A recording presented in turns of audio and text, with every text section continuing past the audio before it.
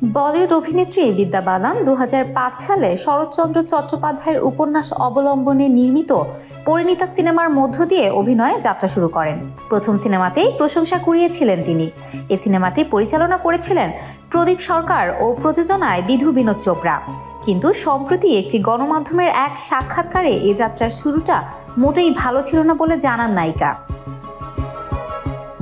বিদ্যা বালান বলেন, পরিণীতা সিনেমার শুটিং এর আগে বিধু বিনোদ চোপড়া আমাকে বলেছিলেন, তোমার নাকটা খুব লম্বা, সার্জারি করাও। তখন ভয় পেয়ে গিয়েছিলাম। অভিনেত্রী বলেন, সোজাসুজি বলে দিয়েছিলাম আমি এটা করব না, আমি যেমন আছি তেমনই থাকতে চাই। আজ পর্যন্ত নিজের মুখে কিছু করাইনি, শুধু মাঝে মধ্যে ফেসিয়াল করাই। ঈশ্বর যেমন সৃষ্টি করেছেন সেটাই আমার কাছে যথেষ্ট সুন্দর বলে জানান বিদ্যা বালান। শুধু এটাই নয়, এর আগেও এমন অপ্রীতিকর অভিজ্ঞতা হয়েছিল নায়িকার জীবনে। ক্যারিয়ারের শুরুর দিকে এক মালায়ালাম সিনেমায় কাজ করার সময় তাকে বলা হয়েছিল নিজের পদবি বদলাতে। বিদ্যা বলেন, আমাকে বলা হলো তুমি তো আইয়ার, তাহলে বিদ্যা আইয়ার নামেই কাজ করো, বিদ্যা বালান নয়।